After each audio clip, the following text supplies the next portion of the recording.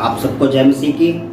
मैं आप सबका स्वागत करता हूं अपने YouTube चैनल और जीवित खुदा की जीवित हजूरी में। अजीजों, मैं विश्वास करता हूं कि बीते समय आप सब प्रभु यीशु मसीह के सामर्थ्य हाथों में सेफ और सुरक्षित रहें।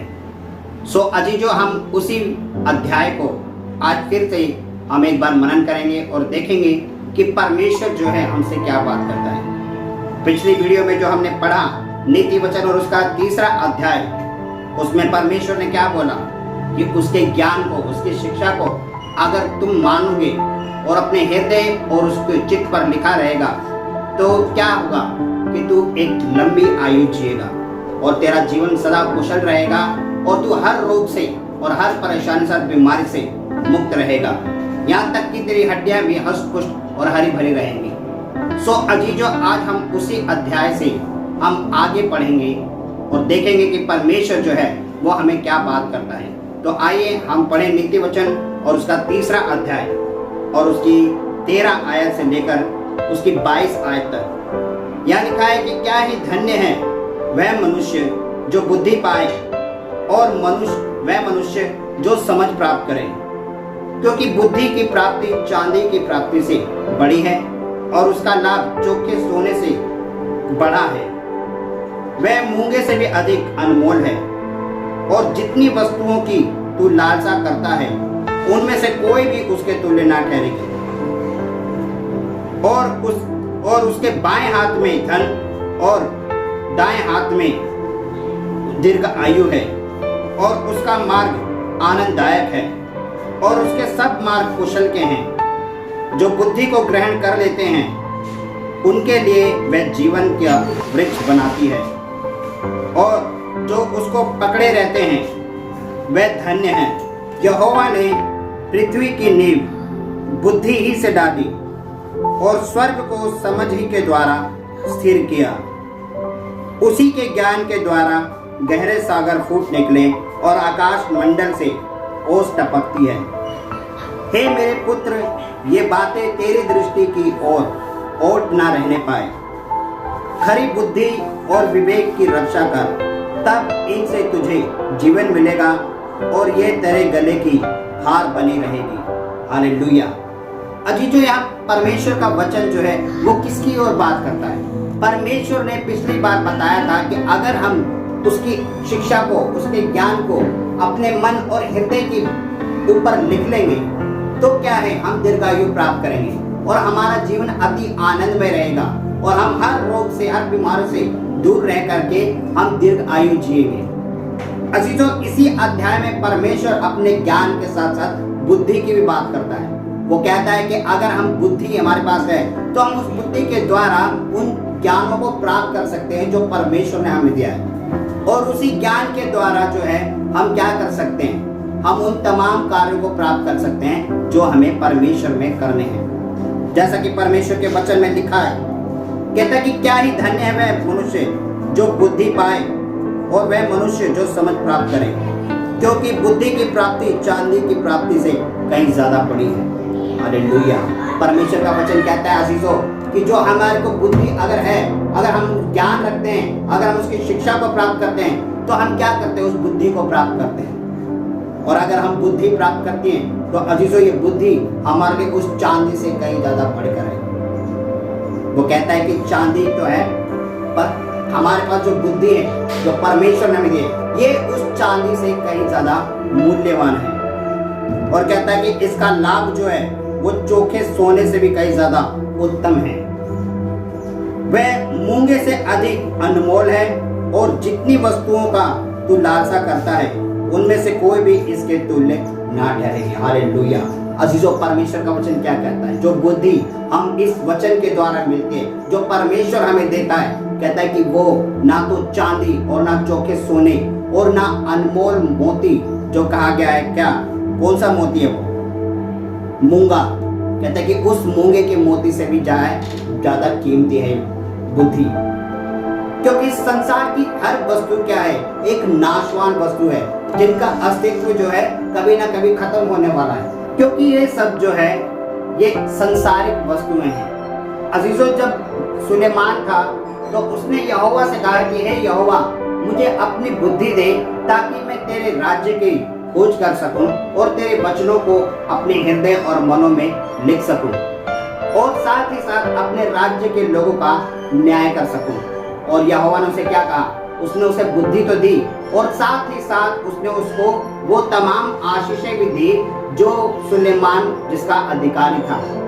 उसने उसे बुद्धि के साथ साथ धन, ऐश्वर्य, पशु और तमाम प्रकार की आशीषें दी, जिससे उसका राज्य जो था उसका बहुत बड़ा विस्तार हो चुका था। इसलिए अजीजों, परमेश्वर क्या कहता है? अगर तुम मुझसे बुद्धि मांगेगा और उस बुद्धि के अनुसार तू चलेगा तो ये सब चीजें क्या हैं? ये सब तेरे पीछे पीछे आएंगी, क्योंकि बुद्धि से इंसान सब कुछ कर सकता है। आगे वचन में क्या लिखा?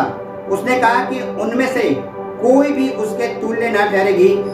उसके दाहिने हाथ में दीर्घायु है और उसके बाएं हाथ में धन और महिमा है। हालेलुया।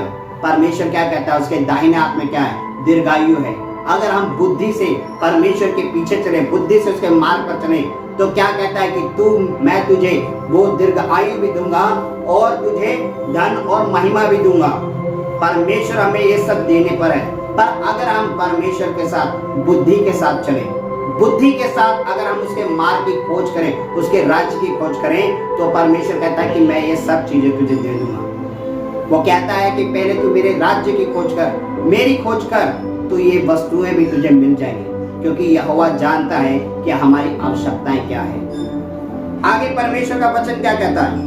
कहता है कि उसके मार्ग आनंददायक हैं और उसके सब मार्ग कुशल के हैं। जो बुद्धि को ग्रहण कर लेते हैं उनके लिए वह जीवन का वृक्ष है। हालेलुया।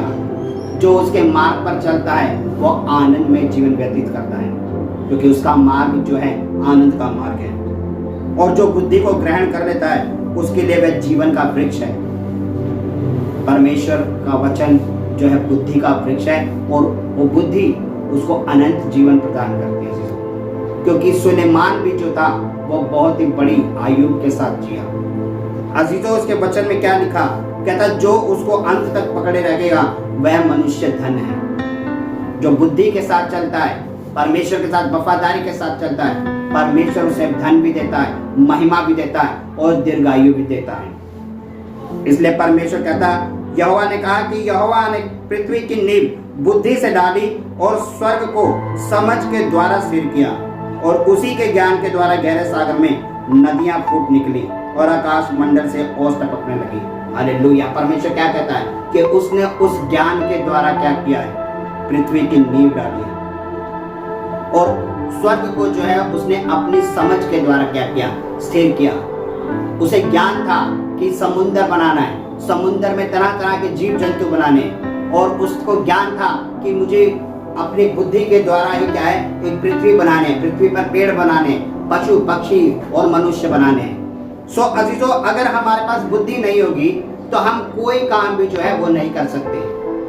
अगर हमारे पास समझ ही नहीं होगी, हमें भले बुरे का ज्ञान नहीं होगा, हमें ये ज्ञान नहीं होगा कि परमेश्वर का थैंक्स कब करना है और परमेश्वर के साथ वफादारी के साथ कैसे चलना है, हम वो पशु ना बने जो जिधर को चाहे उधर को चल पड़े।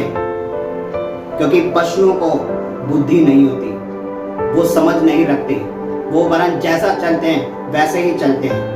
अगर वो किसी ने दाएं की तरफ भाग दिया तो दाएं की तरफ गए, अगर बाएं की तरफ भागा तो बाएं की तरफ चल गए। परंतु मनुष्य को बुद्धि दी गई है। इसलिए परमेश्वर कहता है कि तू उस बुद्धि को मांग यहोवा से और वो तुझे बिना उलाहना के देगा। वो मांगने वाले को देता है।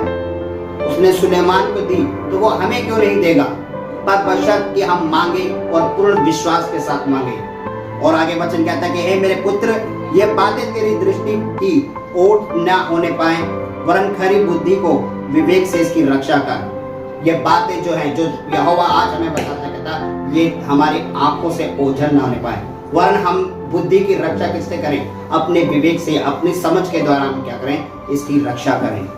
अजीजों, कहता है कि खरी बुद्धि और विवेक की रक्षा कर और इन्हीं बातों से तुझे जीवन मिलेगा और ये तेरी गले का हार होगा। जब तू ये सब बातें मानेगा तो ये तेरे लिए क्या होगा? एक दीर्घ जीवन का और एक लंबी आयु का कारण बनेगी और तू एक अनंत जीवन का अधिकारी होगा। पर तू इन सब बातों को, इन शिक्षा को क्या कर? अपने गले का हार बना और इसको पूर्ण रूप से क्या कर? मान और यहोवा से मांग कि यहोवा तू मुझे बुद्धि दे। और वो निश्चय ही हम सबको वो सोचने की, वो कार्य करने की और अपने जीवन में तेरी महिमा और स्तुति करने के लिए वो बुद्धि देगा। पर आज का मनुष्य क्या है, बुद्धि नहीं, वो क्या मानता है, हे परमेश्वर मुझे आशीष दे, मुझे कार दे, मुझे बंगला दे, मुझे धन दे, मुझे दौलत दे, एक अच्छी लड़की दे ताकि मैं शादी करूं। पर परमेश्वर से ये नहीं मांगेगा कोई कि मुझे वो सेंस दे, मुझे वो बुद्धि दे कि मैं तेरी महिमा किस तरीके से करूं, मैं किस तरह से अपने परिवार को तेरे सम्मुख लेके आ सकूं। सो अजीजों, अगर हम परमेश्वर से मांगेंगे तो हमें जरूर देगा, पर विश्वास के साथ, क्योंकि उसके वचन में कहा बिना विश्वास के परमेश्वर कुछ नहीं करता। अगर हम विश्वास से उससे मांगेंगे तो वो हमें देगा। सो मैं विश्वास करता हूँ कि इस वचन के द्वारा परमेश्वर ने आप सबसे बात की है और आप सब इस वचन के द्वारा आशीषित और ब्लेस्ड हुए हैं। सो अजीजों, अगली बार हम मिलेंगे और परमेश्वर के वचन के द्वारा आप सबको जय मसीह।